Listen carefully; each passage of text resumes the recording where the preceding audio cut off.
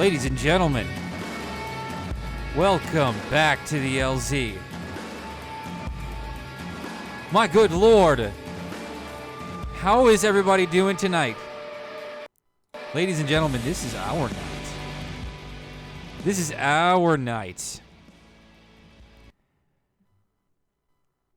Welcome, everybody. Welcome to the Eve of Beyond. And I told you, like last week, this was going to go super fast, wasn't it? This was going to get here. Like, before you know, it was like last time we talked, it was like 6 sleeps. And it was here, right? It made its way. Everything happened. Everything happened. Oh.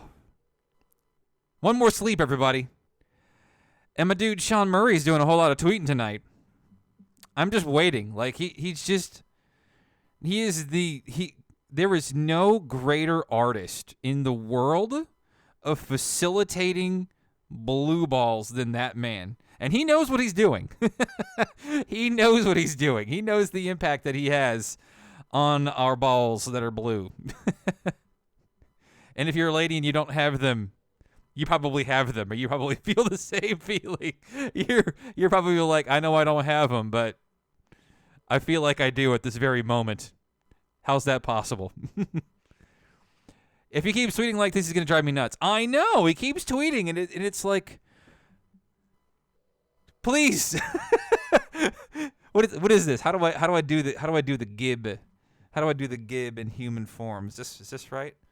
Sean, please gib. Please gib. Let me get a hashtag Sean Gibb in the chat. Let's get it rolling. Hashtag Sean Gibb. Let's just get the gibs going. Let's do the summoning. We're going to start the early summoning tonight. And tonight, the LZ has a great show for you. Tonight, we have a lot to talk about. Tonight, we have a lot of summoning to do. And tonight, you have a lot of sleeping to do. You should probably sleep. You know what I mean?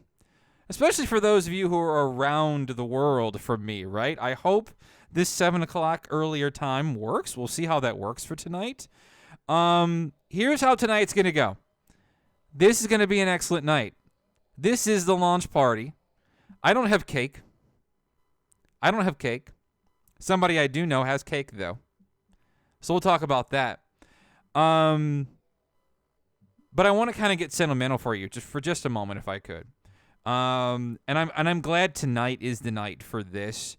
I have 170 people watching here on YouTube. I don't know how many people I have watching on Mixer. I'm also streaming on Mixer for those of you that like Mixer, if that is a preference. Just trying out some new things, right? I like to get out there in the avenues. We'll probably end up streaming on all 3 tomorrow. Just spread my wings a little bit. Players. You know how it goes. I see my chat has died, I think. Let me see if I can somehow wrangle that bad boy. Like, the stream is 20 minutes in, and the chat has already died. Like, actually.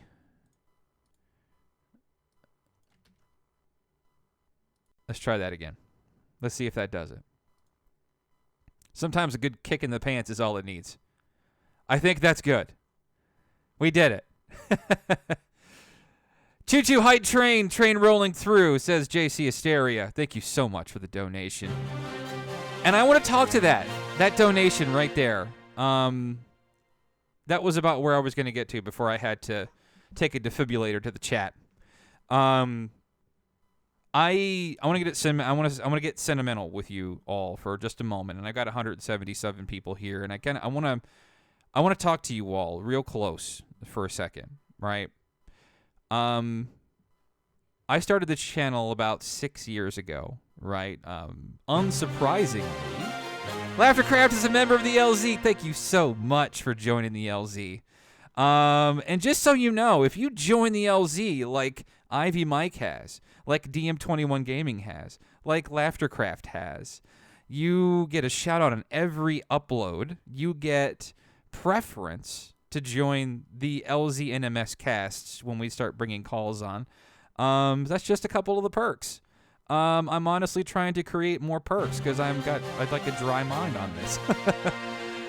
Michael Ann, thank you so much for that. I appreciate all the donations. You all are too kind. You have no idea how much this helps. And here's the thing. I want to kind of I want to talk about this for a moment. Because I started this channel about 6 years ago or so. And I'm going to try not to get man tears over here, okay? So just bear with me.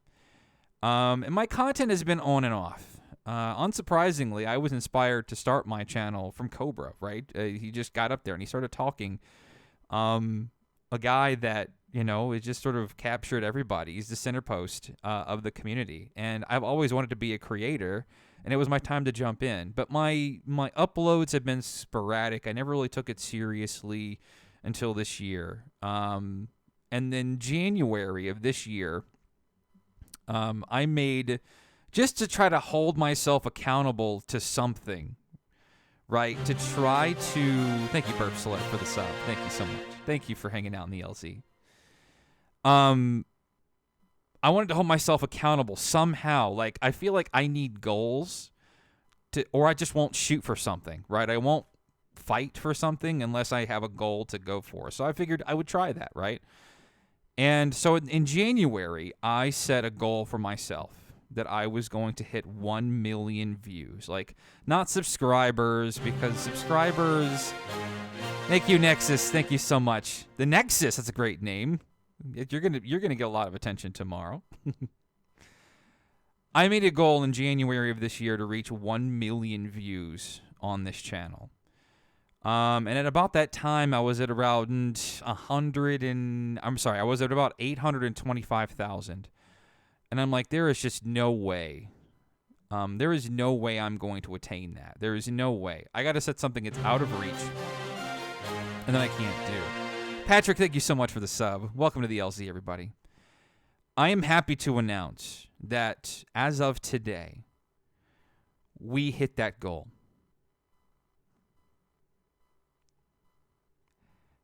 We hit that goal. That goal was accomplished today, months before the end of the year. And I can't tell you how proud I am. Not of me. Like, it was fun. It's fun to create. But I'm more proud that I have you all here to help me accomplish that, right? I can't do that. Here's the thing. Anything else I make on YouTube that is not this game specific, it doesn't do anything. It gets very little traction, right? And that doesn't mean I'm a grifter and that I'm just making content for the sake of it. For this, like, I love No Man's Sky. I love the community. And that goes to show just the kind of, like, the hungry community we have for voices in this sphere of things, right? Especially to sort of counteract a lot of the negativity over the years when it comes to this game. I hope that I have been a balance for all of that. I hope that folks like I and Cobra and Elka and Kyle Culver and Sword and Peaceful Gamer and Ray Reynolds and all of these excellent, gigantic names in this community, Just Jared, right? I hope we have done a great job at being creators for you and for this game. And thank you all. Thank you all for the support. Thank you for 1 million. I'm going to try to hit maybe 2 million before the end of next year or something, I'll try to shoot for something higher. I do like goals, but I like crushing goals, right? So thank you all for hanging out with me. Tonight's going to be special. Tonight is going to be excellent. I see KJPC Gaming is also in. Guporu, Scott, Gust is here. Elka, my man, is here. My brother from another German mother. JC Hysteria, thank you so much for that donation earlier. I appreciate the support. Let's say, Okapi, hi. I need to switch this back around. Hang on. I got my chat like a million miles away from my face, so I can't read it. There we go. Enrico Bandito is here. Sean is here. Nihan is here. Brian's here. Nexus is here. Josh Bowie is here. Caesar, 8-Brit. Snow Obsidian is also here. Always great to have Snow Obsidian. Cyber Zero. Arg! Exclamation point is here. Trashman is here. Levi is here. Man, Brian is... I got multiple Brians. Pandemic Gaming is here. Thank you so much, everybody, for joining. Trey, CX Tyler. Man, somebody's name is 001111010. Okay, well, that's... I think I have to run that through a binary... a binary thing. So... also, I need to bring up something, Insides Out, thank you so much for joining the LZ. Laughtercraft, I see you in the chat there. Speaking of Laughtercraft, Laughtercraft put up something super cool, on their Twitter, about a new project they're doing. If you don't know Laughtercraft, you need to check them out. Do it, do it, do it. KJPC Gaming, join the LZ. Everybody, hashtag KJPC Gaming for joining the LZ. I don't have like a... my voice doesn't echo when I say... my voice doesn't echo like Cobra's or something, but maybe one of these days. Thank you so much for supporting the LZ. Y'all are fantastic. Now that we got the sentimental, sappy stuff, and I'm a little misty. I'm good, though. I'm good. I'll live. I'm good. We're doing great. So if you're a member of the LZ, remember that you get preference to join the show in the afternoons, on Tuesday afternoons when we join. DK Lols has joined the LZ as well. Y'all are kicking my butt tonight. This is great, and we're only just getting started. I got a $10 donation from Send It to Sean as well. Wait, did that Send It to Sean? Was that your name, or is that... I can't tell. Howie, there it is. I read your... I should have... Maybe I should have read your name as your super chat, just to sort of balance things out. Y'all are fun. Y'all are freaking amazing. Thank you so much, everybody. So let's go through a couple of things first before we start getting just people on the call, and let's just hoot and holler until this thing happens. And maybe with enough summoning, we can get some freaking patch notes here. Because yeah, I can't wait to swim around in those patch notes. I can't even kid. I can't even joke about that. So a couple of things first. One of y'all bought this man a cake. Sean Murray is over here with a cake. Her in the shadow, thank you for joining the LZ. I hope I'm saying all of your names, by the way. I hope so. I hope somebody sent this man some milk with that cake. Because that is a lot. That is a pretty cake. Let's take a look at that.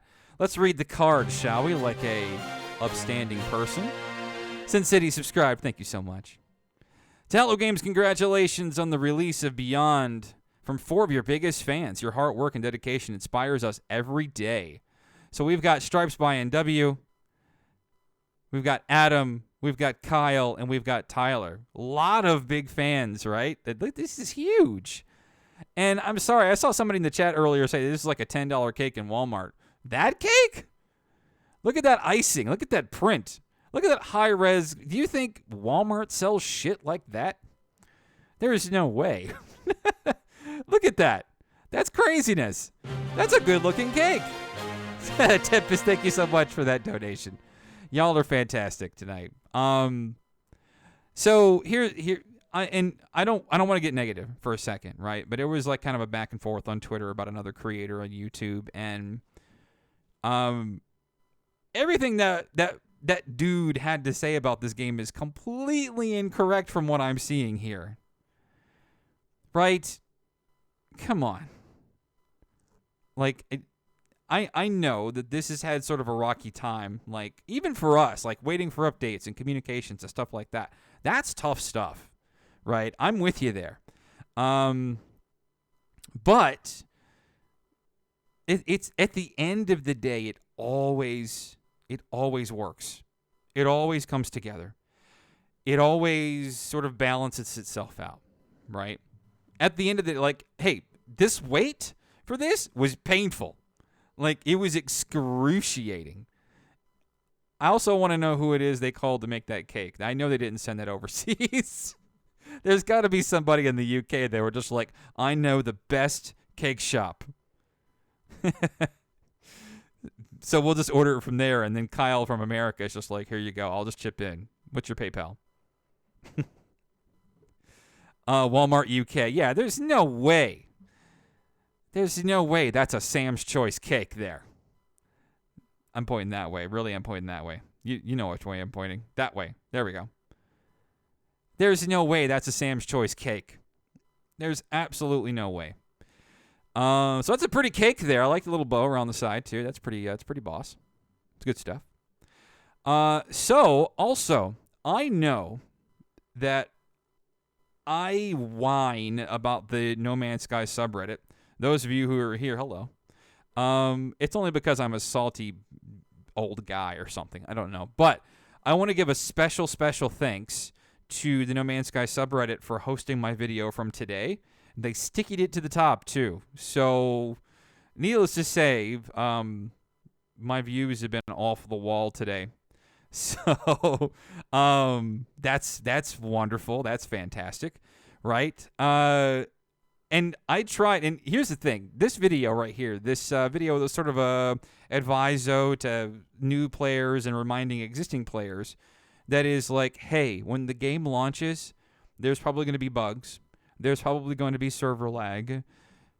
Just be patient, right? So I was sitting around like 10 o'clock last night going, you know what?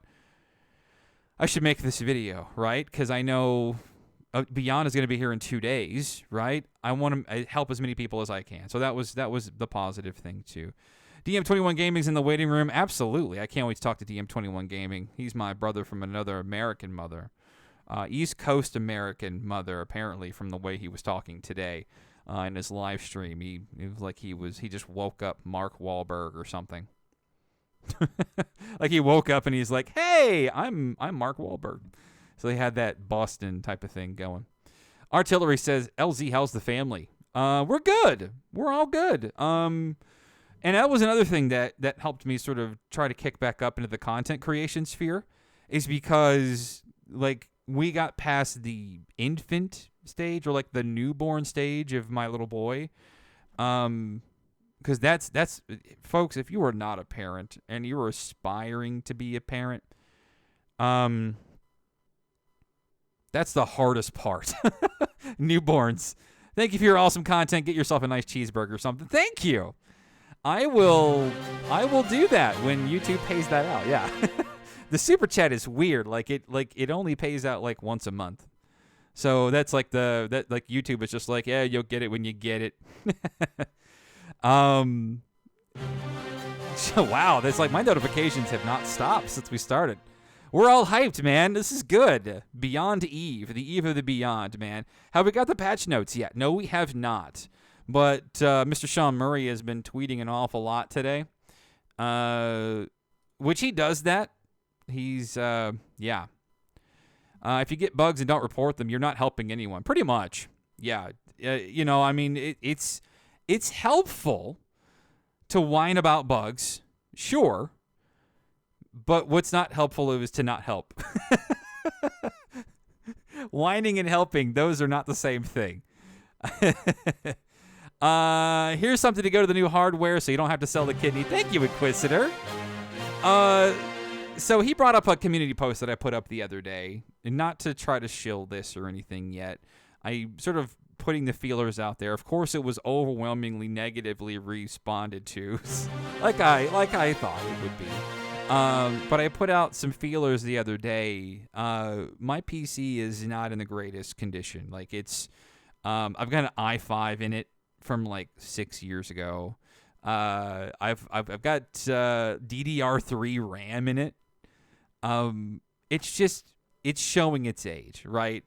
The gameplay that you're seeing behind me is recorded, because if I'm playing the game while I'm running the subcast or the actual podcast chat with other people, like it will bog any one of them down, right? So I'm just looking to really, at some point, upgrade or get a completely new PC that I can aspire to growing this channel and making it something that is No Man's Sky and beyond, right?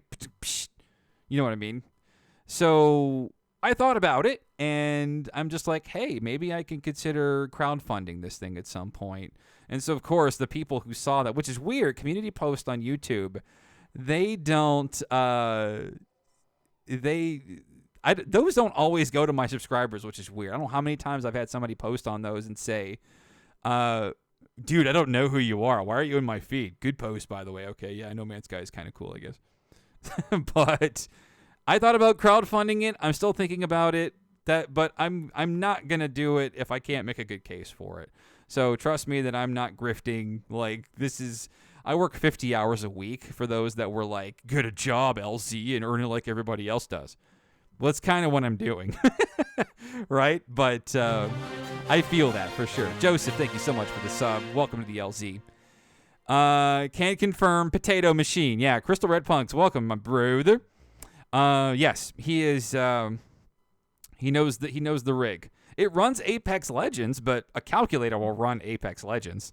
So, all right, everybody. Next thing, I want to talk about the end of the show tonight, because the end of the show, we're at 10 o'clock Eastern time, and I know you're all waiting for it. Cobra TV Subcast will also start, which is why I moved tonight's show back an hour. So I know I had like 2-3 videos in a row that said tonight's show was going to be 8, but I didn't want to overlap with Mr. Cobra, right? So for those of you who are still here by the end of the show tonight, we're going to raid the living crap out of Cobra TV when he starts up his show. So do be open to that, right? I'll start popping links in the chat and stuff. Do please jump into Cobra's chat, give him an LZ raid, etc., at the end of the show so we can keep the hype going and keep the summonings, right? Let's keep the summonings going. We would like some patch notes tonight. I would like some patch notes tonight, so I can get that shit out of the way tonight and then be prepared tomorrow. By the way, for tomorrow, are y'all down for an LZ stream for No Man's Sky Live? Maybe we can have like a playcast or something, right? So all of you let's get 16 of us crazy folks. I'd say PC, but I don't know how it's going to run on PC yet after the update. But got the only patch note you needed? That it's launching tomorrow? That's good enough. For some of us, yes, that's good enough. All right. So, without further ado, I don't have too many topics tonight other than just talking about what's coming. So let's start jumping in. If you would like the opportunity to jump on to the call tonight and be a part of the conversation, I would absolutely love for that to happen. I have instructions in the description below. Check those out. It's real simple. You join the LZ Discord, whether it's on PC or on mobile. And then at some point, we'll look at just bringing you on to the call if you're in the waiting room under the Landing Zone podcast section of that Discord. Okay, everybody? So, Elka, thank you so much for the donation. Elka's my closer brother from Germany. Maybe I'll meet Elka in Europe when I go there in November of next year, right? All right, so without further ado, let me try to join in on this. I'm going to start bringing folks in. I'm going to try to identify people that are members. And we'll get this crack-a-lack in. Mr. Bicycle Walrus, can you hear me? I can hear you. How are you doing, sir? Hey, good to see you, my friend. Good to be here. I was kind of watching you a little bit off and on while I'm kind of doing a show too. So just full disclosure. We both got one going on. That's great. That's a lot of cross-pollination for the LZ and the BW. Yeah, I had to join the LZ. Everybody should join the LZ. I didn't want, so that I did not pay for that ad. I didn't tell him to say that. He said that on his own volition. I give it freely. Yes, and here's the thing: y'all's donations and joining the LZ, buying shirts and stuff like that you'll have no idea how much that helps me. Because about a little more than a year ago, I had to relocate. I had to move from Wisconsin to Omaha. Because the job that I work at, they totally walked in there and like, yeah, so we don't need this building anymore. And you either take a package or you move. And I'm like, I didn't want to do it at first, but then my wife was just like, screw it, I want to do an adventure. And we're like, okay, they're paying for us to move anyway, so let's do it. Why not? then we got out here, and it's just like the budget is thin. It's so thin. All right. So on the call we have downgrade or an BW. upgrade for the move? Was it a Overall, downgrade or an upgrade?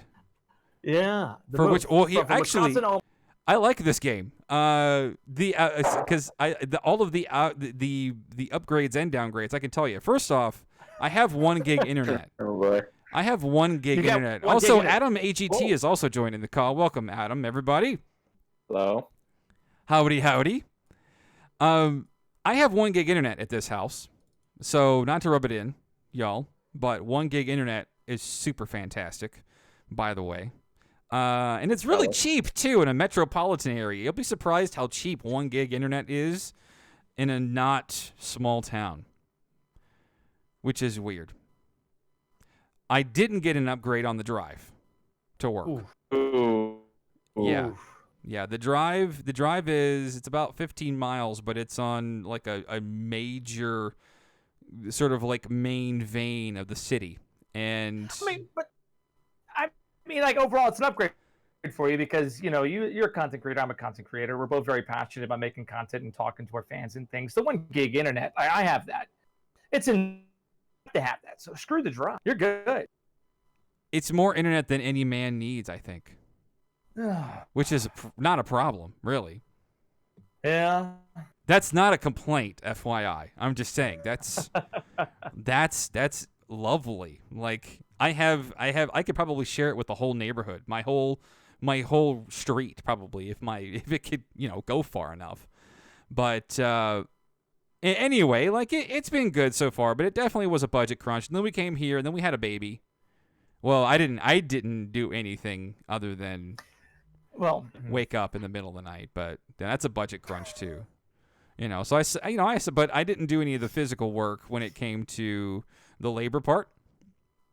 So, just so if my wife is listening and she doesn't side eye me. I'm sorry, go ahead. I said you held her hand. That's enough work.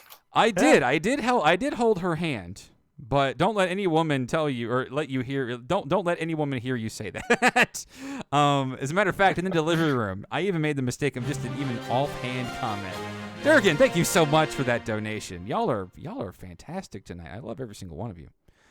I made the mistake of saying, "Wow, that particular labor did go much quicker than the last one." And then every woman in the delivery room, like, they did this exorcist sort of neck snap, eye contact. Yeah, they're tuned in to, like, any man saying anything just like that. They will be like, excuse me. So I've learned my place in the male-female childbirth discourse. Smurf says, anyone in the actual time have an actual time, or is it still August 14th with no hour? That's a good question, Smurf. Historically, and BW, keep me honest here too. I know you probably know as well. It's been first thing in the morning. If you're in America, that is. Like, I will go to sleep at about... Release? I'll probably go to sleep at about 11 o'clock midnight tonight, and then wake up to the update hitting everywhere. Historically, yeah. Next was the first one that was a little weird because I think they were trying to get the press about an hour early, sort of in there for like for review copies. Because I had one, I got in there at 6 a.m. I believe Eastern time, and I think it released on Xbox at 7, and then came out for everybody else between 8 and 9 a.m. EDT. Now I would imagine that this time it'll be a simultaneous release for everybody. So that'll be good news. It was kind of weird playing, knowing there was a lot of people on PC and PlayStation who weren't playing a year ago. It was a little weird. Why would that be weird? I would have totally laughed about that. It'd be like, ha! Any PlayStation 4 people in the room? No. Because I played at the PlayStation community. That was the first console I played the game on, even though I have it on PC, PlayStation, and Xbox. But as everybody's probably aware, I do stream on Mixer, and I serve a largely Xbox crowd. So I had a lot of PC and I had a lot of PS4 people like, why are you playing? Why can't I play? And I had to answer the question about a million times, and it felt a little bad. But at the same time, I was enjoying it. It was a very good release, and that first hour in Next was, in my opinion, probably the fulfillment of the beginner's journey. I start over for every major update, and so it was pretty cool to go through that. And a lot of people watched it, and it was pretty cool. And then for the other updates, I believe Pathfinder and Foundation both came out mid-morning Eastern time. And Atlas Rise, I think, also kind of came out a bit mid-morning between 8 and 10. I think the big question on a lot of people's minds is probably, hey, when are the patch notes going to come out? Because that's one thing that hasn't quite been as consistent. That's true. Like, I'm having trouble. Like, Sean, of course, is stress tweeting tonight again with the, let me tell you a story about how we enjoy our game development and how we are a family. I don't know why I'm using that voice for Sean, but that's not it. I don't know what the heck was that. Wait, I gotta do that. I gotta hold my nose for it. You just gotta the update. It's gonna be good tomorrow. I can't wait to see your pictures. I've lost it. I've lost my Sean voice.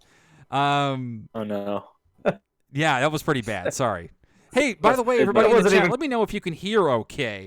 Hear our commenters and our commentators well enough.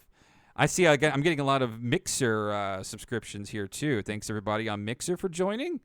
Yes. We got some people shouting you out in our chat right now, sharing the love. That's what it's all about. Now, Walrus love. Oh, Walrus love is very important. Now, to add to that, today the infamous The Atlas came into our chat. Oh, I did not know that. Yeah, I came into our chat while I was playing Final Fantasy XIV, which was really nice of them. And for those people who don't know, I don't know who owns it. Showed up for the first time during the first Waking Titan stream 2 years ago. And it only shows up when there's a big No Man's Sky update. So I'm talking Atlas Rises, Next, and now Beyond. It's the only time it ever shows up. The Atlas account speaks with a bit of an air of authority, has never been wrong, has been accurate in every prediction ever made. And it speaks as though they are, in fact, a developer. Now, I'm not saying it is a developer with a grain of salt. I always do. But just to give you a bit of history about that account, that's basically all I know. Now, the account came on and said, hey, we look forward to you coming back into No Man's Sky tomorrow. And that they support, what we do, and all the content creators, of course. And then I asked, I said, hey, when can we look forward to coming in? And they told me for your time, early. So whatever that means, if that's even an accurate from a developer statement, I don't know. But like I said, they've never been wrong. So I would probably expect between 6 and 9 a.m. probably be the release time. They do speak. Like, anytime I've seen them in the chat, they engage well, right? Mm-hmm. It doesn't feel like a troll account. I mean, it's pure conjecture, but yeah, the fact that they're there, whether they're a real account or not, it's just kind of cool. I mean, the important thing to remember is that the Atlas doesn't work for Hello Games. Hello Games works for the Atlas. And so, however that works out, we'll see. That's true. That's definitely true. And isn't it weird? And we'll start engaging the conversation, bringing some more folks in here in just a couple of moments. But I want to get some perspective. Isn't it weird that we are within, it's like 18 hours of the update, right? And we still know very little, right? Even with 2.0 and that noise that went, or whatever happened this last week with 2.0, like, we still know very little according to what is coming with the patch notes, right? I would say we know nothing, in all honesty. I mean, like, obviously we know there's VR, and we know there's online. We know that it's 32 on PC and 16 on consoles. We know about the alien taming and writing and milking. Rejoice. Milking. Very, very big thing. The feature that we've been made aware of that I'm most excited about, and you saw me play Satisfactory, and you're like, what is this? This looks amazing. Is that they actually, and the PC Games magazine actually used the term. They drew inspiration from Satisfactory for the new electrical work and the industrialized buildings and actual automated manufacturing processes that could now be in the game. I geek out over that stuff. I love an automated factory. I think that stuff is amazing. The game needed that. Yeah, I'm so happy that that's going to be in there, and I really can't wait to get my hands on it. If you've ever seen me stream, you know that I play in survival or permadeath mostly, and I love my bases. I always build the capacity in a survival setting, so a lot more resources to be used, a lot more to refine, and I stretch the game to its limits. At least I try to. And I found quite a few in the next update, so I'm really excited to see how the new base changes will work out and if they can provide a lot of quality of life in terms of automating the gathering portions of the game, kind of take out some of that tediousness and really streamline it into a fun, progression-oriented sort of Factorio, satisfactory-inspired game system. But, beyond that, and a few other things that I'm sure I missed, we really don't know too much. No universe switch. No universe confirmed reset. Today. No reset. Which is surprising. That's breaking news, everybody. If you didn't see, there's no reset. Yeah, which is surprising. This is the first major update that didn't have one. And at the same time, it's quite exciting because what that means is that what you I'm sorry, I see my notifications going wild on Twitter. Just forgive me. As I quickly reload John Murray's page. Okay, nothing. Yeah, my notifications have been destroyed for 2 days now. Yeah, I just saw them spiking, and I had to quickly take a look. It seems to me that this is pretty cool because, and we discussed this before. How could they not do a reset? But allow you to see new planets and more variation and things like that. And the idea is that, all systems and planets that are already discovered just maintain the old next logic in this case. And all undiscovered systems and planets can now take on the new beyond logic. I was convinced that with VR, I almost felt like they didn't have a choice but to do a reset with all of the optimization and things that they were going to do.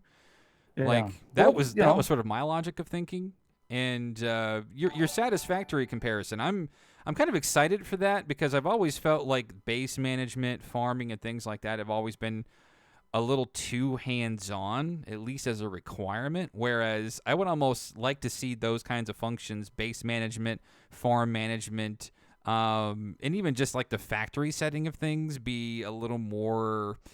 Like you're a supervisor working and you're telling people what to do. Why am I hiring a bunch of people to live in my base, like a scientist, a vehicles expert, a builder, right, a weapons person, and they just sit there and they don't do anything, right? I'm just hey, I've got Nip Nip over there growing. I would like you to go over there and pick that for me, you person on my payroll. Lazy Gek. Lazy Gek, that's right. Stupid Gek. I hate the Gek. By the way, we've got Adam in. We've got Bicycle Walrus with us. We've got Zentry with us on the call tonight. And this is our celebration, right? The LZ NMS-CAST celebration as we await our final hours for Beyond to drop. It's going to be so lit, everybody. I'm so happy for all of us. We made it, right? It's been what, at least 8 months since the last somewhat major update, and here it is, right? We've we've toughed out the tough times. So I'm proud of all of you for making it through that. But we were talking about the reset, right? If you're just joining us here, we were talking that somebody bought Sean a cake. We were talking that we confirmed tonight that there is no galactic reset. Actually, let's just rewind. He didn't say there is no galactic reset. He just said that. Let's pull it back up on screen here so we can show everybody, right? That's kind of a responsible thing to do, isn't it? Seems so. Yeah, I'd say so. It's probably a good thing to do, right? Hey, show everybody what we're reading. Let's find that. And by the way, congratulations to Elka and Kyle Culver. for being retweeted to hell and back by Sean Murray. I bet their notifications were even more murdered than mine with that super 40 cool. about 41,000 views, and that Blender work was really impressive. I've always been a fan of Kyle's work, and I think that it was a pretty dope video, in all honesty, and they deserve every view they're getting, and hopefully they get a lot more. And having been just recently the victim of a Sean retweet, I know I use the word victim sort of tongue in cheek because that tweet, as a matter of fact, let me see if I can find that tweet because I'll show you what your notifications look like after a Sean Murray retweet. Let me find it here. He has been tweeting a lot, which you know it's almost update time when he retweets you. All right, here we go. Let me look at this engagement. I'll show you this engagement for this retweet. This is craziness. The tweet activity had 199,000 impressions for that retweet. So this is my phone all day long for like 3 days. Just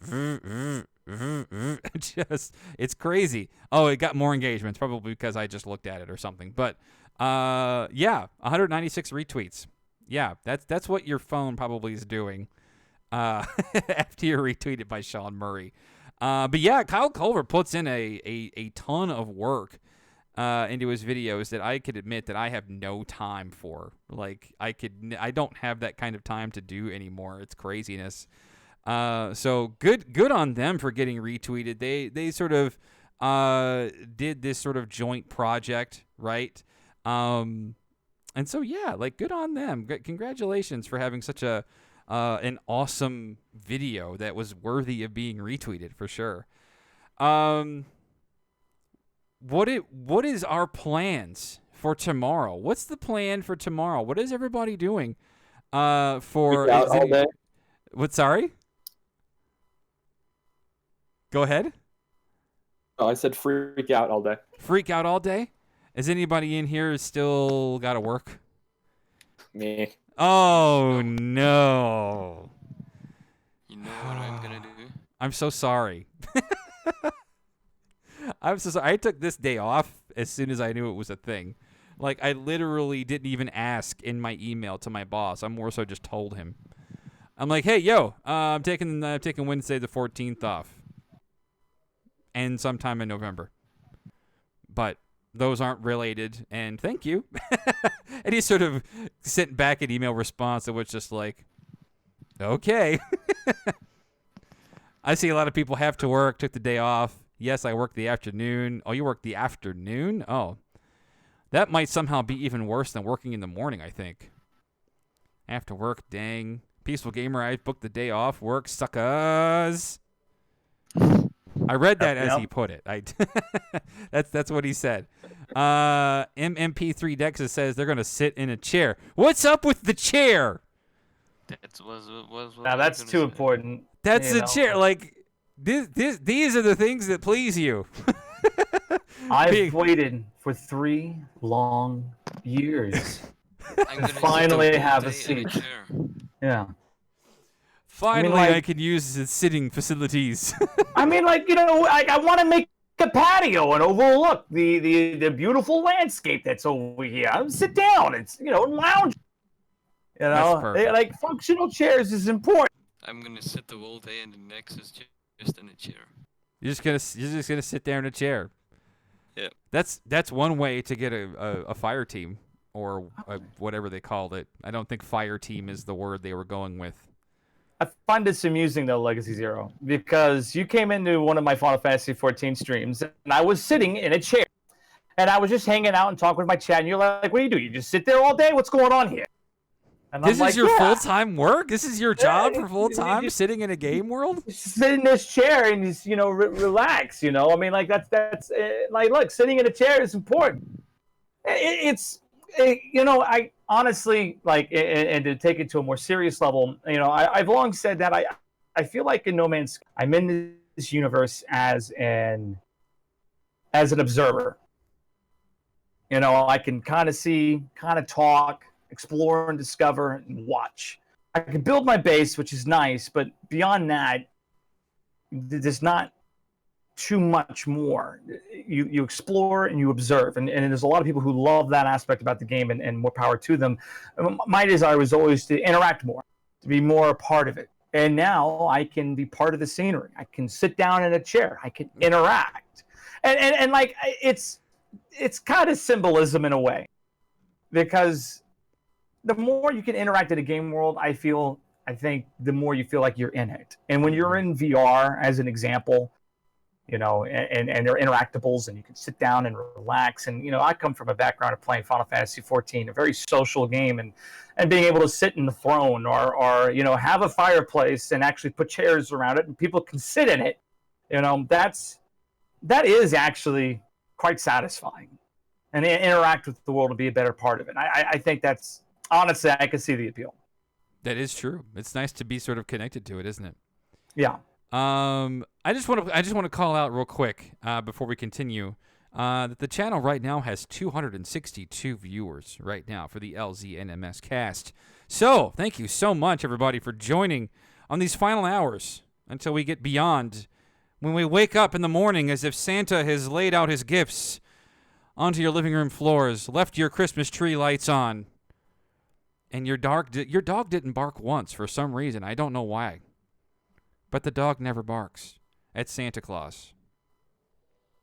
It just barks at everything else, just not Santa. Not sure why. But How you feel? I got a really cool comment from my chat real quick. I wouldn't mind reading. Go for it. Pickle says, real talk, they introduced chairs because everyone knows that when you milk, you need to have a chair to sit on while you're milking. And that's very important. And it's a very functional aspect of the game. I think we need to, I agree. What if they get like special milking buckets that you can sit on while your fully suited, armored Viking character is milking a crab or something? And then sitting on a tiny little bucket. That would be amazing. Yeah. You're a special bucket. We just want to smoke a nip-nip while sitting in a chair. Right. Yeah. Or yeah, you're just sitting back in a space station with a rolled up, crushed up wad of nip-nip. That's great. That's right. I mean, the other day, didn't Sean Murray post something about getting high? Sorry? Didn't Sean Murray post something about getting high the other day on Twitter? Oh, he might have. Yeah, I posted a gift of like a frog that's really high. Oh, yeah, I do remember that. It was sort of like a play on words he was doing. I do remember. Smoking the nip-nip, I think, is very important as well. You need chairs for that too. Yeah. You need chairs and an end table to put your munchies on. That's important, especially if you're partaking in the nip-nip economy. Yeah. If you're selling, right? If you got a big old, that's where you're. Too high to initiate landing. What Katie Groff said. That was the tweet. Too high to initiate landing. Yeah, too high. Oh, I love that. Let me on screen number one. Sean tweets and memes now. I think he's reached Elon Musk territory. Yeah, host meme review. Sean Murray. Too high for landing. Too high to initiate landing. And then, of course, you've got your high guy meme over here. Like, this dude is baked out of his existence.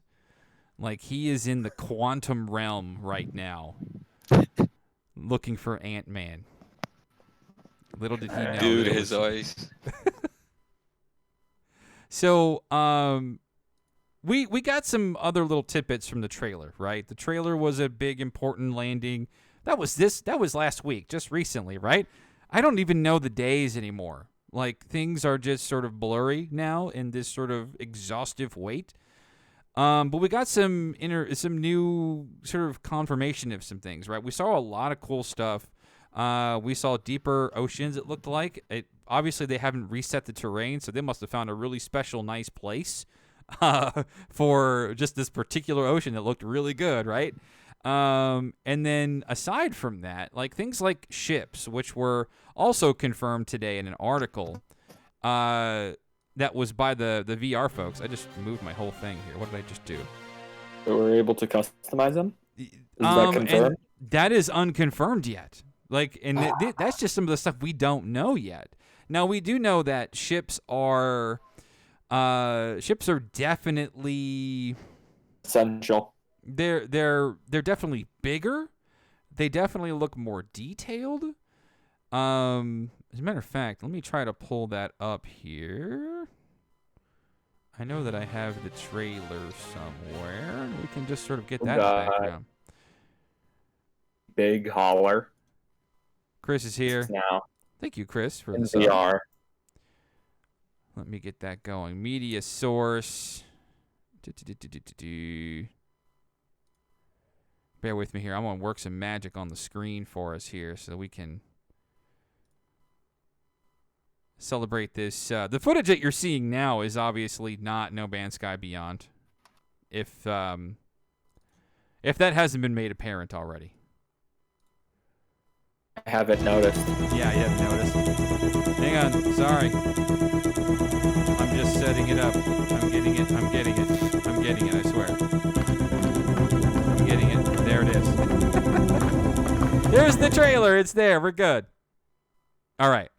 Oh, wait. It didn't work. Oh, crap. That didn't work. Hang on. I know what to do. I know what to do. I know what to do. I'm just pushing buttons now, y'all. This can't be entertaining for all of you.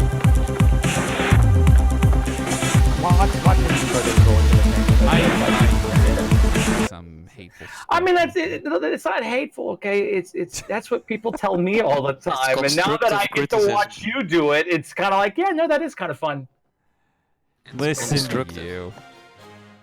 There we go. I think I got it. I think I got it taken care of.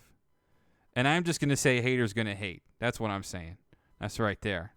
That's what it is. Hey, I got it working. As it turns out, I had the trailer in my OBS all along, and I was just pushing all the wrong buttons for no good reason. That's the fighter now?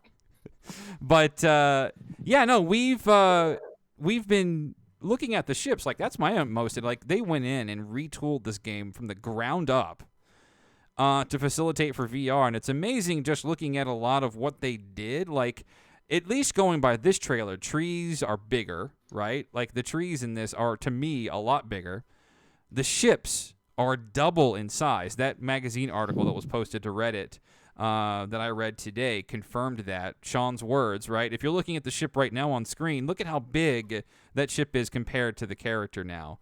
And I love that, right? Because I've always thought that the ships were pretty small in scale, but now I got to ask a question, because I thought about this earlier in the week.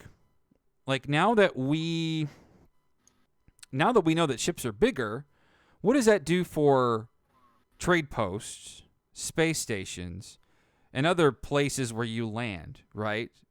Surely they're not going to keep those the same, knowing that ships are twice the size now. I mean, some ships, with the wingspan and how big they are, already take up too much space in those areas anyway, especially for, like, freighters. Like, your exotics, their, like, wings are going out of the roof and out of the side. Like, do you think they changed those too? They would have to. I mean, like, so on PC version, it supports up to, what, 32 players? 32. So couldn't you really two people docked in a traditional space station at a given time? You can't. Oh, shit. So obviously you can't fit 32 ships inside a traditional space station. Now, that being said, the articles that I've been reading say that the planets have been sharded. Sharded, correct. That was PC Games, I believe, was talking about the 32 and 16 players, and when you enter a planet, you enter a shard, and that the 32 players are per planet based, not per system based. And so when you fly into a planet, you're entering a sort of a virtual machine or shard, and that's how you are then connected with other players. You got to help me with shard. Shard is like a lobby? Is that kind of what you're saying? Imagine a mini server. Like, you know how when you're playing in Destiny, right, and you go to the tower, and there's 16 players on that tower. Even though there's multiple instances of the tower with 16 players each, the one you're in is call that a shard, if you will, right? Mm-hmm. An instance. And so that's basically what they're talking about. And so it does kind of bring me to ask the question, okay, so, you know, we can have 32 players on the planet or 16 players for console on a planet. Are the stations, the traditional stations, not the Nexus, but the stations are can you have 32 players in there? I don't know. That wasn't discussed necessarily. Think about how stupid I am when I didn't even think about that. Like, you can't fit 32 people in a space station, so obviously you have to change that. That's crazy. Yeah. So I mean, and obviously it's speculation. So it takes It's all things with a grain of speculation, salt, but yeah. it's It's solid. realistic. It's realistic to think that if they're going to support 32 players on planets, will they do the same for supporting 32 players in stations? Stations themselves could be scaled significantly larger than they currently are. I mean, not even just that. They could be just significantly scaled on the inside. They're relatively really large buildings, really large structures. It's just that I don't feel like they take advantage of a lot of the space on the inside of those buildings. You just have this sort of really long hallway that you fly down. You got the landing pad and then just sort of the side areas for the shops and whatnot. It almost makes me like I'm just getting so giddy for the patch notes tomorrow because this is the kind of stuff that we get to get answers for. I'm still holding out hope patch notes will come out sometime tonight. Because typically, like for Foundation and Pathfinder and Atlas Rise, the patch notes did come out the day before. Next was sort of weird. It came out after release. Yeah. So I'm still hoping that we'll Tonight. get patch notes tonight. Sean, if you're listening, I know you're not, but this is the time, buddy. This is the time to get everybody's reaction on camera. I'm just saying. I'm selling you the benefits. I know. They're going to wait for Cobra's show. Don't worry about that. they ain't worried about the LZ. They're like, we got to get ready. They're like, who is this guy trying to break into the podcast space? He's like, even I'm like breaking in pretty hardcore I'm like for the a bit, lesser though. known. I'm like the lesser known wrestlers of a Monday Night Raw, getting out of the way until the last couple of events. They're like, who is this guy? Like, did he pass tough enough somehow, or what happened? But and Elka, I reread your super chat, and it said, let's get that bar up, and I just realized that the bar that says support the LZ at the bottom is only through Streamlabs. I should probably fix that. So, yes, I think y'all have more than beat the $100 goal that I have there tonight, if that helps. So you accomplished that. Thank you all so much. But I was reading that, and I was just like, oh, yeah, that thing's just through Streamlabs. That's how dumb of me. That doesn't include Super Chats. So, yeah, that kind of blows my mind, right? The space stations and freighters, they only have, 9 landing pads apiece? I know the freighters have 9, right? But that's nuts. That's an interesting revelation. That's something to think about for tomorrow or tonight, Sean Murray. Batch nuts. Got it. That is. Yeah, the patch notes will be certainly a shorter read, and I might end up having to read it twice out loud because I have a lot of requests for the patch notes videos. I didn't do one for next, but I'm kind of hoping that we do get it ahead of time. We've got to.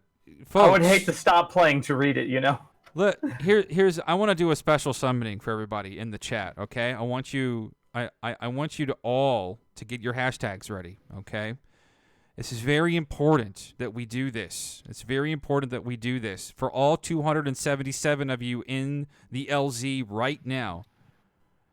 I want you to do hashtag bicycle YouTube. What? No. Hashtag bicycle No. YouTube. No, don't do that. No. Go for it. Let's No. summon. See, even Zentry's saying no. He's like, no, don't you stay off. No, just don't. Just don't. Bicycle YouTube. I would like to see this patch notes breakdown. How about you all? That's right. Get the summoning going. Let the No Man's Sky community welcome the legend back to content creation on YouTube.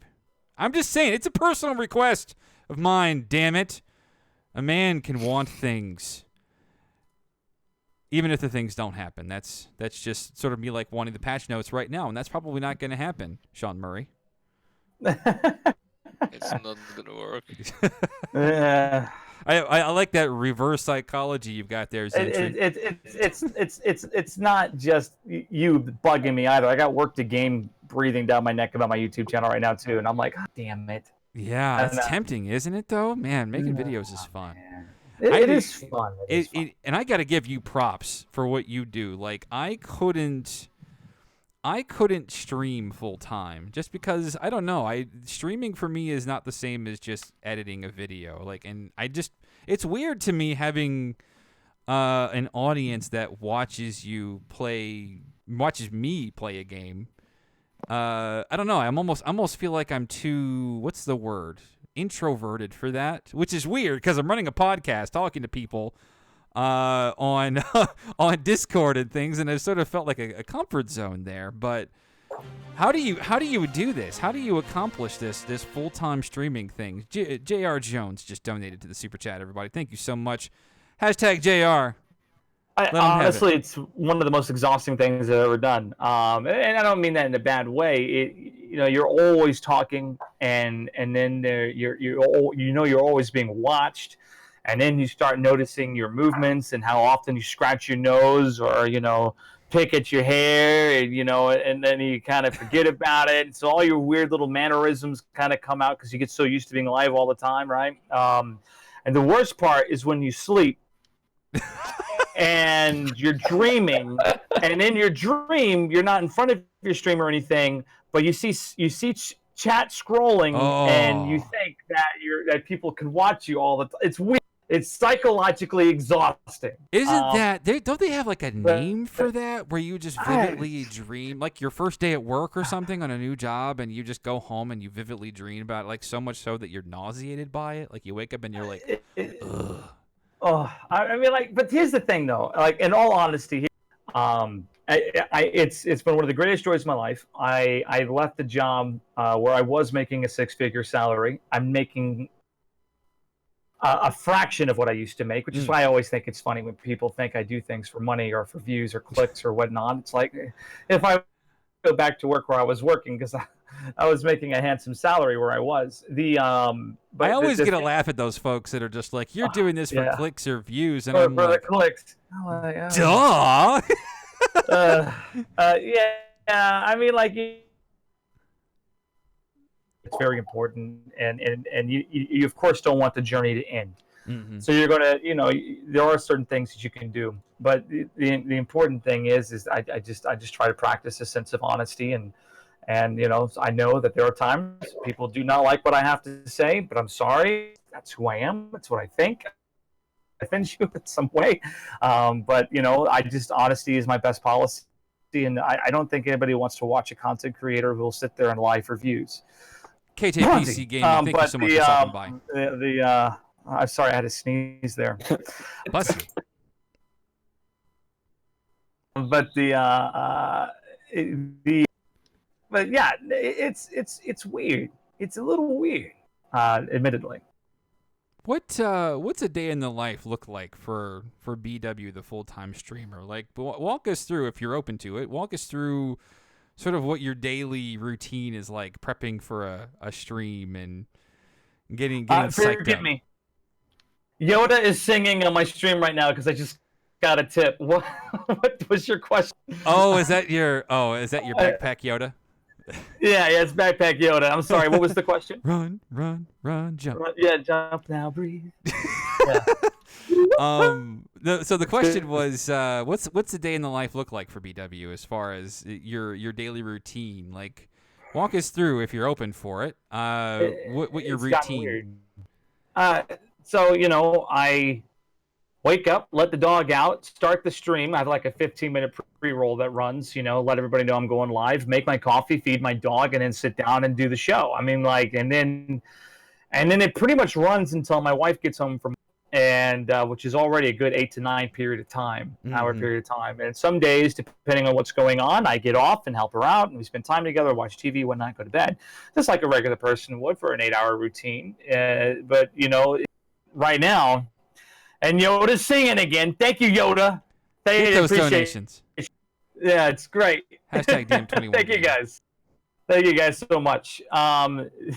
They're doing Laughtercraft, it no not- kidding. I love a good pre-roll. And I didn't used to like to do them, but I found out why they're so nice. The pre-rolls, it's just sort of, for one, to gain the hype, especially for tonight, right? When I've got a 10-minute pre-roll, you got the music playing, and you got a kind of a semi-cool looking background with a countdown, and there's a feeling to it as you're sort of like a, I don't know, like a rock star getting ready to walk out on stage or something. And I know it ain't that impactful, but if I had to compare it to something, right, that's kind of what it looks like.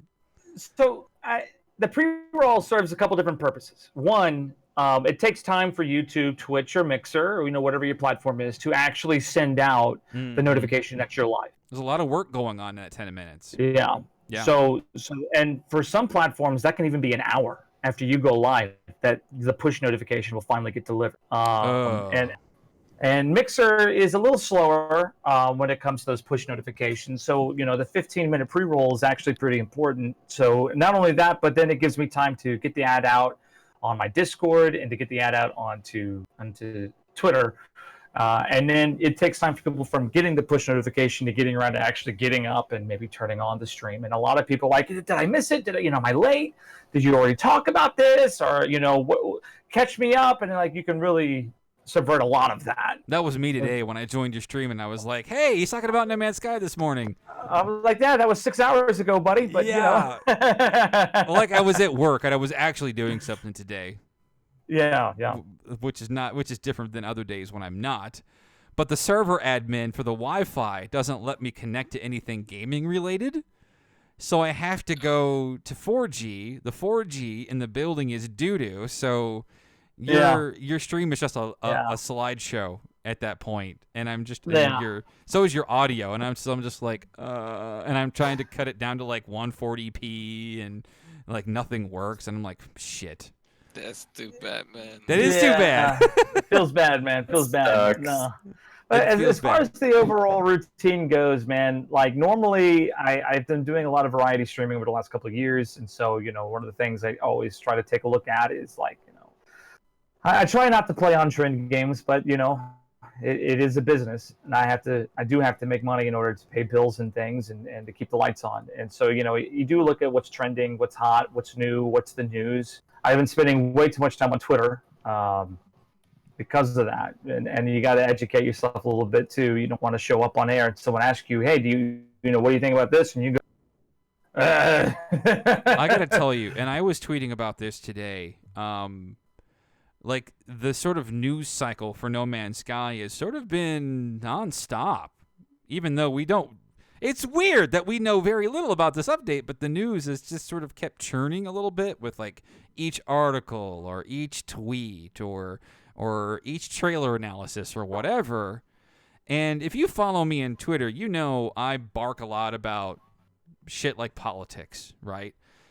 But what's been weird is that with all of this going on the last couple of weeks, it has been a refreshing break. I have no idea, at least in the last 5 days or so, what has been happening in the news. And it's been Which weird. is really good for your health. I'm sure your blood pressure thanks you.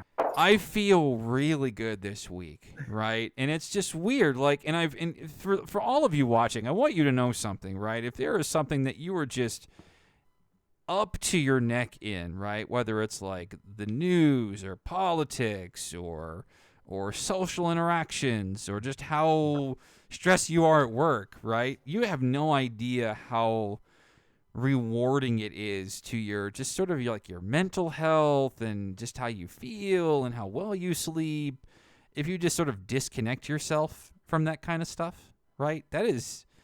So the No Man's Sky news that's been running over the last couple of weeks has definitely been helpful in that. And then aside from that, it's just been nice being disconnected from stressful, terrible stuff. It is definitely more healthy for that, for sure. I see Adam says customizable ships, please. I hope there's multi-seat ships and vehicles. Please. Oh, man, now you're talking my language. Please. I want shipbuilding. I want to be able to manufacture ships, please. There's another Adam?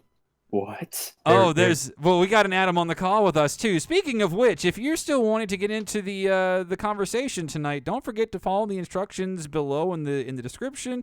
jump into the LZ Discord, and then jump into the waiting room if you're looking to jump into the call. The conversation's been going great tonight. Looking to start adding more progressively tonight as we go, because we're going to climax at 9 o'clock Central Time as we transition over to Cobra TV's show. And I'll pop a link, and everybody will raid the crap out of Cobra for his show when that kicks up here in about 40 minutes or so. So we'll pass. So this is the pre-show. No, that's why Sean Murray hasn't released the patch notes yet. It's the pre-show to the show. It's the pre-show to the show. Here's the thing. And actually, the show was supposed to take, but I believe that like on these kinds of instances, these shows here, like I think it's better that all the community are in just one spot, right? So I try not to stream when Cobra streams, and just make sure everybody's in one place celebrating, especially on a night like tonight. That's going to be huge. So. And that's one thing that's really cool about the content creator kind of community here is that you guys try not to step on each other, as opposed to doing that you support one another, and it's really dope getting that raid to go for Cobra. Acquiring resources via frigate mining missions, that'd be cool. Like I would like to be able to just have the frigate your why did I have a lapse in brain right there for a second? Your freighter, be able to launch some of your items that are in the inventory on your freighter down to the planet. That'd be pretty cool without having to like fly up and dock and then get it. Just be like, drop pod. Yeah, like order that shit like an Uber, just pull up your app and Uber be like, I need these particular. I'm running out of oxygen and I need some fast, and it just goes for like a cost or something. That'd be pretty awesome. Okapi says, "Oh shit, mechs would be awesome. Be a part of the frigate missions. That would be nice." Do you guys remember how many taco stands were built? I'm sorry, how many what? How many taco stands were built? Taco stands? How many taco stands there were? Sean tweeted about those taco stands or something. That was a legit Taco Bell. That's right. Yeah. That Taco Bell is pretty dope. I love it's a Taco Bell establishment. Yeah. Yeah, and I wonder if that's one of the ways that they said that he was watching us play as we're building fast food restaurants in the Euclid Galaxy. There is a Taco Bell hotel and resort. Did you know that? That sounds like a vacation. I really want to go. My wife was like, "You're not going with me. That's an on your own thing. I think we should just blow out over a Taco Bell hotel resort." I'm just saying that's yeah. That's an experience. Like, what do they think of next? A Taco Bell cruise ship? Like, you wake up to chalupas. That's right. And that is one part of the No Man's Sky release that is also pretty exciting. That we know is you can cook food. Okay. Like, all right, cooking. Somebody's got to tell me what the practicality of that would be. Y'all got to help me out with this. Scott Gus says Taco Bell Hospital. Well, it's I've kind of had to twist my head a bit, and now I see No Man's Sky as more of an oasis, kind of Ready Player One style. You go to the Nexus and you visit the people's worlds, and there's different things going on, right? So imagine an overcooked game in your No Man's Sky, if you will, or. I want to create a social hub. People come to my planet and visit my base, and like I used to have something called the Walrus Lounge before multiplayer was even a thing. This was before even Lounge. this was before even Atlas Rises. I had the Walrus Lounge, and I had my armorer was the DJ. He was in his own little glass booth. It was dope, and we had tables and nip across the sides. Because we enjoy ourselves at the Walrus Lounge. Let's be I'm real. not even kidding. Like, he's not even kidding. That Bicycle Walrus was the nip and just the overall drug king of the galaxy before they. I was a bit of a kingpin back in the day. Yeah. This is true. Before that, I was farming lubricant. And I had my freighter. We called it the Penetrator, and we penetrated the galactic markets with my lube. It was the thing. But the Penetrator farming lube. It's true. I was just farming lube on the Penetrator. And I made lots of money this way. Rated M for mature. Yeah. Jabba the Hutt. Yeah, the lube days. Yeah, that was something. But I had the Walrus Lounge, and I was like, man, it'd be so cool if I can just get me and 31 other my best friends to hang out here at the Walrus Lounge and play some music, and and serve some food, have some fun, right? And treat it like a true social space. And I kind of just like, does cooking have to serve some type of practical purpose, or could it simply just be for a social setting? Yeah. In my trivial thoughts about it, it was just a survival thing. Where it's just like, hey, we're implementing food requirements now in survival, so you don't die if you eat. Hunger. And is that good though? Like that would be an extra layer of tediousness I don't think people would be interested in. But the social aspects of it, I think, would be where it's at. It'd be if food healed your health, though. That would be helpful. Yeah, being able to heal your health or fulfill your health without having to find a health pack somewhere, that would kind of be useful. Like giving you a few more ways to regenerate your health again. Yeah, that's a good point that you bring up. We also brought Geo the Math in with us here in the Discord. Everybody welcome Geo. Hola, Gio. What's going on, boys? Hey, What welcome. ASMR is this? So how long we hard got? has this Couple wait hours been here? for you? And tell us just how pleased are you that we're like at the goal line? This is about 5 years in the making. This day? Probably. Mm, 5 years. Good. Well, wait, we've known about the game for 6 years, right? Wasn't it 3 years before launch? Something along those lines, yeah. Yeah, They were pretty quick and early to the punch with it. It was Jeff Keighley who I think sat down with Sean Murray at the announcement of that, wasn't it? Jeff Keighley. I will never forget that show. Yeah. I will never forget that show because that show was a brutal disaster. Every second of it. And I have never had somebody want me to hate them more than Joel McHale. Oh, I like Joel McHale. Don't do this to me. That's weird because I have previously liked Joel McHale. And so, like, he was. What did he do, man? Come on. Why can't I have Joel McHale in my life? Come on. I watched Community, The Soup. It's What like, else what did he do? Right, the soup and the community. So why? What are you doing here, man? And he was constantly poking Jeff. Y'all remember seeing the look on Jeff Keighley's face, and just that anger, that resentment, that regret. Like, I don't think they've ever done a show together again since. At least not to that capacity. No, but Wait, actually, didn't Joel McHale come back and do a presentation of an award? He did or something? Fortnite. He did Fortnite. He did Fortnite coverage, and he also did. I think he showed up at the Game Awards last year as well. Yeah, I was gonna say the reunion. Yeah, he and Joel McHale and Jeff have a bit of a relationship, but I don't. It's kind of a tenuous one. Like, if I put you on the show, you're going to behave. Are you good? Yeah. Am I gonna Okay. have to kick you off live for everybody to join? Oh my God! I specifically remember Joel McHale poking fun at the fact that Jeff Keighley was wearing like 9 shirts. Y'all remember that? Like, it was just like, how many layers do you have, Jeff? It's fashion. And like, he had like an undershirt, a shirt, an overshirt, an extra shirt, and a jacket. And to be fair, it might have been fash. Wait, in this world of fascists, we probably shouldn't say fash. Anyway, fashion. Damn, dude. I kind of walked right in that one, then the gloriousness of me catching myself going, making fun of fash. That's kind of funny, actually. Man, that just works. But like, that just was what a disaster that show was. And to think, like, I can't think of anything else that came out of that show. I don't remember anything else that came out of that show that day. And no.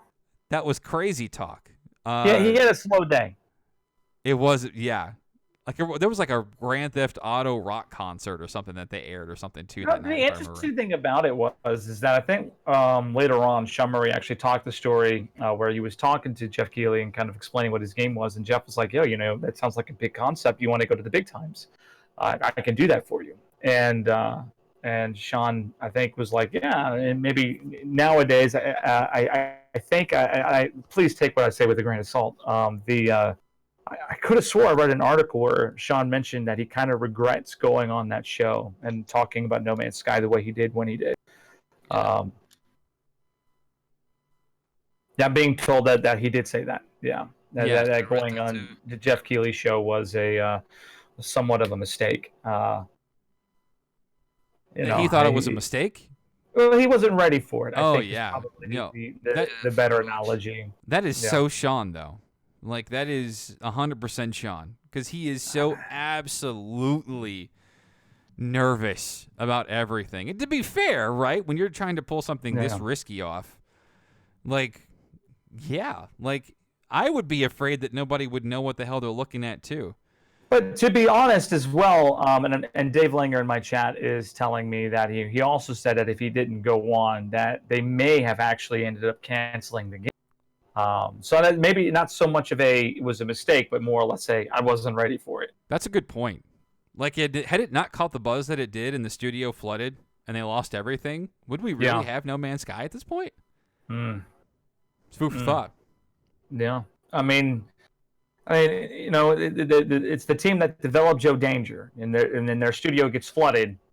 You know, who pays attention to them if it weren't for that show with Jeff Keighley and The Late Show and with Stephen Colbert and the other sort of I don't mean to say missteps, but you know, that type of publicity, the flood would have probably most any other indie development studio.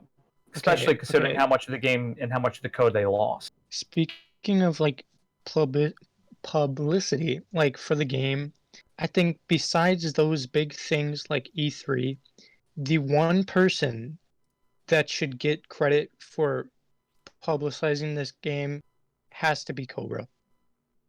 Yeah. I do not think a lot of people would be playing, like a massive majority would be playing if they haven't seen one or two of his videos before the game or after the game. So I'm not gonna lie, like, he was the first. And that was weird because I think it's a lot of how this whole thing happened was as soon as that game was revealed, I feel like our next impulse was to go right to YouTube and start finding out more. Like, I need to know more about this. Like, because whether you like or support the game, or you've got a stinky attitude about the game, or if you're a content creator that just wants to make angry click videos about No Man's Sky or whatever, at that point in time, I'm sure that everybody had the same feeling. Tell me more, right? I need to know more. Because when we saw that reveal, it was so light on details. And this was when we were sort of introduced to Sean and just sort of how, just sort of like this shaky, nervous, gerbil guy. Like, he's just like, I'm so afraid of everything, and I want to talk about my game, and I'm so excited about my game. But please don't ask me that question. I don't want to answer it because I'm afraid I'm going to say the wrong thing. And I think we all had the same impulse at that moment where we needed to know more. The only difference was, and when you bring up Cobra, was he was the one that was excited enough to go and start. He was that one guy in the corner, you know, just kind of passing out information with the leather jacket, kind of like, oh, you want to know about No Man's Sky? I'm standing in the middle of the hurricane bringing you the news, right? And he was the first one to start making videos and he just kept going and he kept going and more people were more and more interested in it. And really, and that's kind of been the more unique thing about No Man's Sky. And BW as a content creator, he knows he's made plenty of videos for No Man's Sky, some of that which have gone almost viral in a sense, right? Your multiplayer PvP video. 800,000 views viral, maybe. Not trying to brag, just saying that's the number. That's brag worthy because I mean, when you're looking at a video that's probably still getting views, by the way. Like for me, when I see a video do 10,000 in a day, like I'm jumping up like I've taken over the world, right? Like, yes! It was a touch insane. Some of those videos and I had no idea. Like the multiplayer video as an example, which is probably my most successful video of all time. That video in particular, I just got my green screen and I just got my lights. And I made that video somewhat as a joke. I remember that video like it was yesterday. My They name is funded- Bicycle Walrus, and this is DM21 Gaming. Yeah, it was. I was trying to make it look like a Nova, sort of like old school space science, like Discovery Channel show. That was the concept. And my community had just funded my green screen and my lights, and it was our first video with it. And so I wanted, like, I put some kind of trippy background, and I tried to make it like we were doing some type of like space, and it was a joke. The whole video was a freaking joke. And I wanted to talk about multiplayer in No Man's Sky. So we did it up and we made it super sciencey, and I told this crazy story, and we had fun with it. And it ended up blowing up, and it was the most successful video. And I had no idea that like, if I had known so many people would be watching it, I probably would have formatted it a little differently. But then maybe it might not have blown up the way it did. So who knows? It was weird. But I think within the first day, I think it broke 100K. That's huge. And I was like, what the hell is this? Like, and the phone was vibrating all the time, and it was really weird. Yeah. I ended up taking the next day off of work just so I can manage it and kind of go through the comments. You took off of work? Well, that was the first video. That's true. That actually, turned around some good coin for me, because a lot of people think that, YouTubers make all this money. I kind of laugh, and I even joked about it on Twitter earlier today, kind of tongue in cheek, like, oh, cool, you got your 10,000 views, so on and so forth. So you broke what, $10 on YouTube today? Good job, man. And what's weird is you can't even put a number to it, really. You really can't. You really can't. Like, you can just say, like, the video I did like 2 days ago got me like $20, and it's like, I don't know how it got $20. I did a video a month ago that got the same amount of views, and it only made click-through 5. rate and ads, and what ads played, and what markets actually watched your video. There's a lot of factors that go into it, and especially if you have an international audience, like I enjoyed. I still enjoy it here on Mixer, but like I enjoyed on YouTube. You'll be surprised. Australia is actually one of those regions to watch your channel, and so you see a lot of Australian views. You're going to get more per click-through rate, etc. There's a huge formula to it, and I used to know it very well. But it is weird. But that was the first video that I made that I'm like, if I just made one, like 2 or 3 of these a week, I could replace my income. That's true. And that's to my point. Hundreds of thousands of views though is required for that. And it's each. By the way, on each one. Yeah. Like, you can't just have one banger and then think you're gonna break out. Like, that's just not how it's gonna go. You could hope that the algorithm is just like, okay, fine, I'll show you to everybody. And that's to my point. Like, and we brought up Cobra earlier, and he was sort of owning the space, and then I kind of got inspired to make videos for it. And I hadn't uploaded a video to my channel ever beforehand, and that video, in a weekend, it made like 40,000 views. And it was just sort of an editorial piece. And I'm like, what the shit just happened? Like, I'm like, okay, yeah, I uploaded it. It'll get like, 50 views or something like that. Maybe my family and me sharing it on Facebook. And Grandma's like, oh, that's a great video, sweetie. And then basically my channel. Right, yeah. I'll subscribe and look at all of your other videos and like, I woke up the next morning and it had like 14,000 views, and I'm like, what? Like, what happened here? What did I do? And this is great. And it got some confidence, and I'm sure you got the same feeling, right? When you uploaded your first and you started to see it get traction, right? Yeah. And you're like, what the hell is going on here? Yeah, it gets pretty wild, and it's pretty dope, especially when you see the watch times, and then you start getting into the analytics. Okay, when do people stop watching the video? All right, because you see that, they show you the duration, how long they watch, and how much of the video people actually watch. And the cool part is when you notice that, more than 50% of your viewers actually watch the entire video. Most videos do not get watched in their entirety. In fact, most videos will probably go and only be 25% to 50% viewed. And so that's usually the trick, is retention rate will typically that number grow. Retention is hard too. It's like my biggest challenge. Yeah. Biggest challenge. It's true. I usually tune out after about 45 seconds once I had the feel of your voice. But I can see that. I can see that. That's real. That's real. That's Put it real on in the analytics there. background. No, I'm here for you, brother man. Scott But the, says, if you don't have a life and are expecting a video game to complete you, you will be disappointed. See, I don't think that's true, though. At the very least, it's escapism. But, That's true. because here's the thing, like, if I didn't have video games in my life, I mean, hang on, let me back that up before that sounds insensitive, because I've got 2 children. Like, you know, my daughter learned, and I were perfecting her on how to ride a bike yesterday, right? That's an experience, too, and as a father, you would experience that. Other hero. But we all have to have our thing that we can escape to. But look at this sea of AAA games that we have right now, right? Look at what November is about to provide to you, right? It's going to give you another Call of Duty. It's going to give you another Borderlands, right? And it's going to give you these high-dollar games that you need to open chests or pay for these microtransactions, and it's not going to be supported for more than 6 months before it's dropped in favor of the next one. These don't happen to this well in order. Yeah.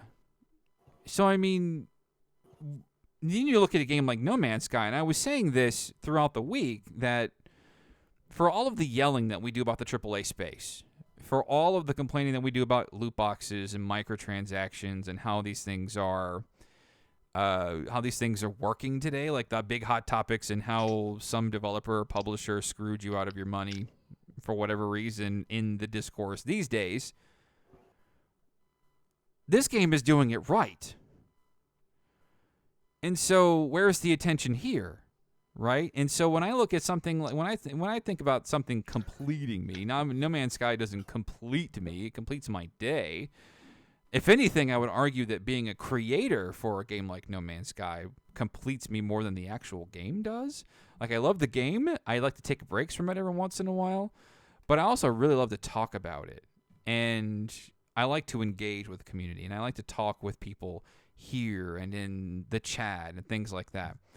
So, I mean, I think there's more to it than that. I don't look for a game to complete me, but I look for an experience too. Well, you got to think of it this way. Everyone has their thing, right?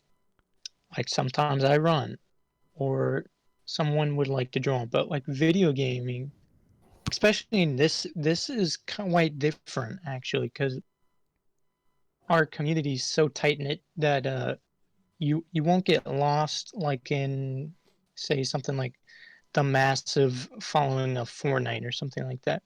This is kind of like one of those hobbies you can have, and you kind of develop this, I wouldn't say family, but just kind of community around yourself. And it actually it is like fulfilling. Like I don't think I'd be the same if the game was not out. I'm not saying it was like life changing or anything, but like I wouldn't be the same. I don't think you would either, LZ, right? I inherit his, and that's a great point. I know that sounds hyperbolic at first, but let's sort of look at what that means, right? Let's take a look at what this game has done for me. This game has not only provided me a great experience that a handful of developers took a very huge risk for, got attacked from every corner of the internet. Still to this day. Still to this day, even Oh just my today, we gosh. got Jeez. large content creators on YouTube that are just putting out the smear for clicks, right? And I sort of broke my own rule today and just sort of engaged with Twitter snipes with one of them, or this guy. Wait! You broke a rule? I thought it was the rule. I tried to make a rule to myself that I would no longer engage, but I feel like it's more for like engaging with just regular viewers versus content creators out there. Don't engage with the people that hear and repeat the message. Engage with those who create the message.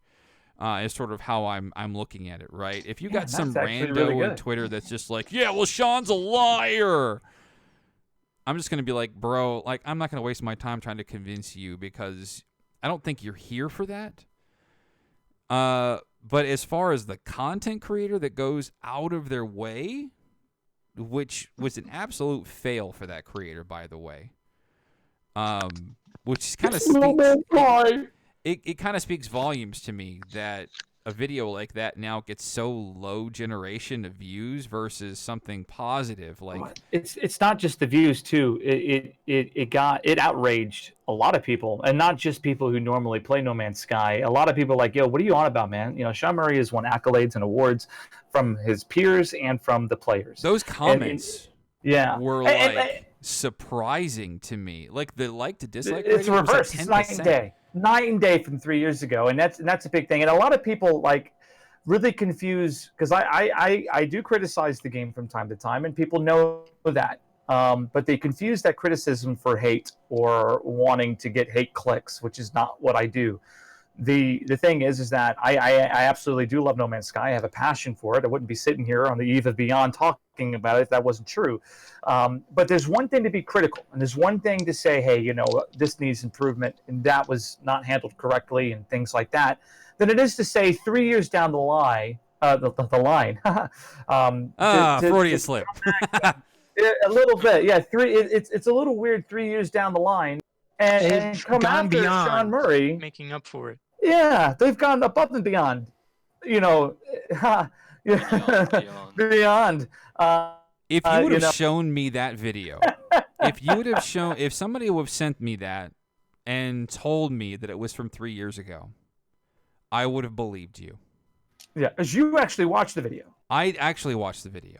See, I wasn't going to give the man a click or a watch time, because to me the thumbnail was a deal breaker, because that thumbnail was done in bad faith, and that was my problem. Yeah. It's one thing to say, hey, you know, Beyond's coming out with an update. What do I think about it? You know, that's a good faith thumbnail. And then go into it and say, I'm skeptical because, you know, I don't know if I can trust Sean Murray. And to be fair, that would have been a much more professional way to handle it. Mm-hmm. He knew what he did. Yeah. By you know, No Man's Lie again. And he is a larger creator. And I like his content. If you didn't watch it, I'm quite... Ooh. Yeah, if you didn't watch it, it's exactly what you think it is. Oh, it is? Okay. It was 100% what you just said it is. Okay.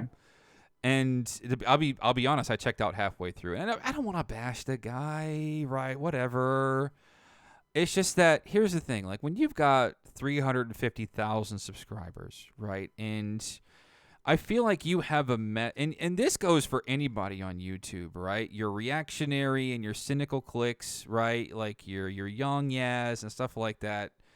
Because I look at somebody like Young Ya, who used to have a great content, a great podcast. He would talk about Kojima all the time, which I love Kojima. He's a big Kojima fan, yeah. Yeah. Mm-hmm. And then at some point, like they make the decision to transition into I'm going to talk about all the negativity and present it as this sort of vague entitlement type of thing, right? That I must protect these consumers, right? Okay, like it sort of ran its course. Like we all get it now, but and here's the thing: I'll actually watch a Young Yet video every once in a while because at some point he gets it. Like he gets it right every once in a while. But it's the filler in the middle. It's just like, hey, we get it. You know, let's talk about the positive every once in a while. He was still making videos about Anthem like what 6 months after its release. Yeah, kind of like, oh my gosh, dude, let it go. Like we get it, you don't like Anthem, you know. There comes a point where you just kind of gotta stop it. But you know, you know what keeps me from in the day and age of EA and those kind of companies, Hello Games should be the last company that you should be coming after. Yeah. I think you know what. Here's the thing too, and I've made this point. And you're exactly right, by the way, when you bring up something like EA. And I feel like when we're talking about this content creator in question in that video from yesterday, there was a whole lot of missing objectivity, right? What keeps me from making that kind of content is that I have a way of... I feel like I have a responsibility to separate the individual working on the game from the money that's bankrolling it. And like a publisher, for instance, right? You look at somebody like BioWare and Anthem, and I bet they worked their asses off trying to meet deadlines and trying to make a great game, and you've got this publisher overlord just looking over you, constantly going, whereas these deadlines, we got to make launch. Just launch it the way it is then, right? And we'll fix it on the way out. The difference is EA can absolutely afford to delay a game like Anthem. Bethesda can absolutely afford to delay a game like Fallout 76. Activision can absolutely delay a Call of Duty. You can launch a Call of Duty in December or January, and I guarantee you would do the same numbers. Because these people are out here giving blood or whatever to buy that game. I bet they would. It's just like, I must own Call of Duty. But at the same time, like, hang on, I gotta take care of a thing in a chat here. There we go. Something's being spammed. I got it taken care of. Sorry. Hello Games couldn't do that, right? He may not have gone on record. Sean Murray may not have gone on record to say exactly what happened at launch. But at the same time, he was perfectly willing to give us a little bit at GDC this year when he said the studio was running out of money. That's all I need to hear. Sony didn't bankroll this operation. They bankrolled printing the game, but they didn't publish it. Now, there were some marketing deals and things like that, which is probably why you didn't see it on Xbox for 2 years. Yeah. Mm-hmm. You know, it's okay, well, we're going to do this for you, but we need your exclusivity, right? But here's the thing. Like, if I'm Sean Murray, I'm running out of money. I am at the risk of not being able to pay my team or float my studio. I shouldn't say float my studio for a studio that was destroyed in a flood, but you get what I'm saying. If I can't keep my business intact, I'm going to absolutely take that game and launch it in the best state that I can as a indie developer and then try to fix it from there. Right? They couldn't afford to do that. Yeah. EA, Bethesda, Activision, Ubisoft, they all can. Like, these are billion-dollar companies. Now, I mean, I'm biased, obviously. I'm running a YouTube channel based on No Man's Sky, but I'm looking at this as if I'm Sean Murray, if I'm Ennis McKendrick, if I'm any one of those developers that are faced with that situation, you're damn right I would do that. If I had the money, I would just be like, "Hey, yo, we're gonna delay this game another 6 months, right? I don't like where it's at now. We're just gonna push it back." Yeah.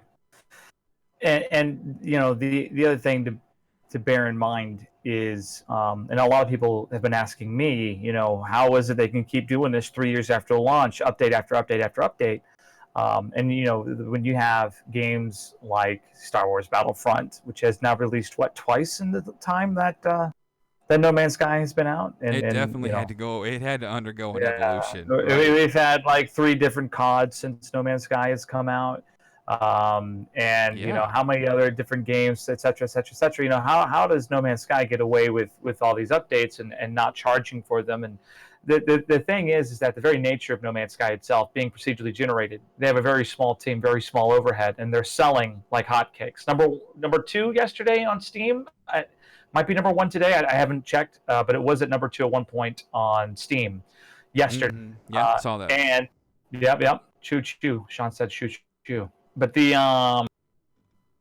thing is that because they have such low overhead, and they're probably not suffering from some of the same labor practice issues that EA and some of the large studios are suffering from, where there's developer crunch and, you know, unpaid employees for the time that they work, etc.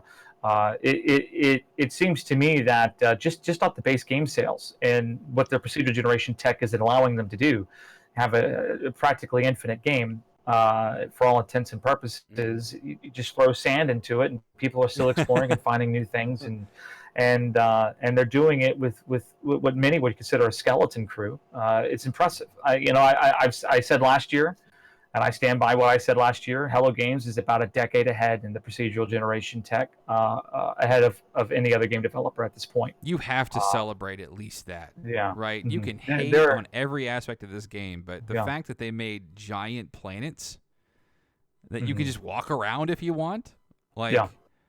that They're, says they're a a decade lot. ahead. They're a decade ahead, at least a decade ahead of everybody else in the scene, and they are certainly setting the standard for what procedural generation can do, and they're getting a lot of developers very excited about it. Hence the reason why they win awards from their fellow developers at GDC, practically year over year. It is because this is probably the answer to developer crunch. It's the answer to high overhead costs for video games. Can you procedurally generate your map? Can you smartly populate worlds with content without it having to be entirely coded by an individual along the way? And procedural generation isn't just something that will be an answer to lower cost of game development, but also an answer to developer crunch, hopefully. Who wants to bet that their next game is procedurally generated? I can bet $1,000 on that. What do you think? Do you think it'll be Thousands of that. procedural generated?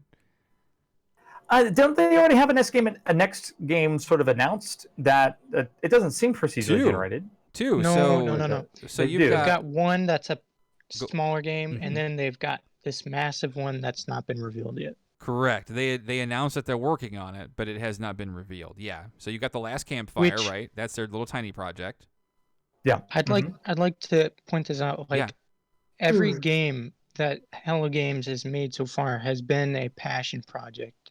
Whether it was Joe Danger, No Man's Sky, The Last Campfire, obviously, if you just look at the game, it's a passion project. No one's gonna put that feel that a game like that has on it if they don't have a passion for what they're making. And it also speaks to like Sean's character for sticking to this game, and he felt and he knew that his passion allowed him to see that the game could be better from what it was, and that it should have been better. That point right there. Like the fact that you said that he even it is a passion project because they bothered to stay with it 3 years later. Like I mean that's it. That's one and done right there, right? Strike one, you're in. Right? You did that. And as we begin to wrap up tonight. Really quick, Go for it. important point that Super Sick Media just posted in my chat. Super sick. Yeah, hi. Sean said that their unannounced project was even more ambitious than No Man's Sky as Apparently. well. Yeah. So, I'm hoping for a fantasy adventure game, man. Give me some swords. Give me procedural Yes, give me please, that dual procedural swords. tech but on one planet. Well, didn't they hire someone who specialized in making procedural cities? Yes, Sam Swain. That's And right. so what if that he's not working on No Man's Sky? What if he's working on something totally different? I wonder. Sam Swain. Procedural might be kingdoms. involved in that. Yeah, and that would be pretty neat. He did say that he did tweet that he was working on the VR. That was his when they revealed VR that was his thing, or he was like, now you know what I'm working on, or something like that, right? And That makes sense. I want to thank Adam and Geo and Zentry and Bicycle Walrus for joining tonight. We're going to be wrapping it up here in a few minutes. Martin Requiem says, LZ, I have news. Martin Requiem. The Earth will be here tomorrow, which is excellent. And not only will the Earth be here tomorrow, so will Beyond. Oof.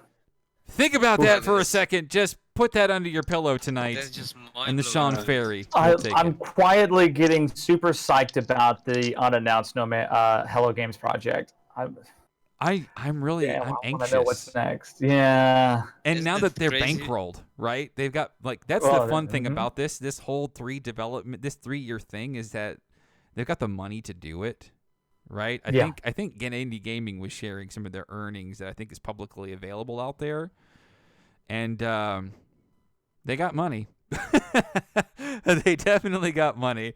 which is good for them, right? But it's been a long journey for these folks, right? Making this passion project turn into what it is. And looking at this trailer now, right? 3 years ago, or even 5 years ago, I would have never been able to tell you or admit to you that this game would have turned into this. So I'm excited for them, and I'm excited for us because this is huge, right? What other game do you get this hyped for on the eve of a launch for something? Time and time again. Time and time again, yeah, year after year. I got two things to add before we close out this discussion, if that's okay. One, virtual reality finally has its killer app. Yep. Sure. Yep. And so I think VR is going to really take off, and a lot of people... life simulator. Borderline. Well, I mean, you think about it. He's got a point. The Oasis. What other game is going to get this much buzz or has this much depth in VR? So I've been hearing. I was sitting super close to my screen earlier, and I was like, "Oh, so this is what it's going to be like."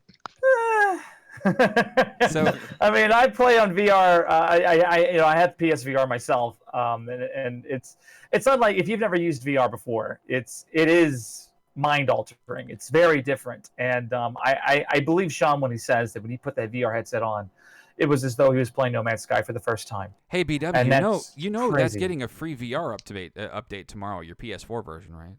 I'm aware. I'm just saying. I'm aware. I really wish that Xbox had some good VR support, but unfortunately, Oculus went the way it did a few years ago, and they had to part ways.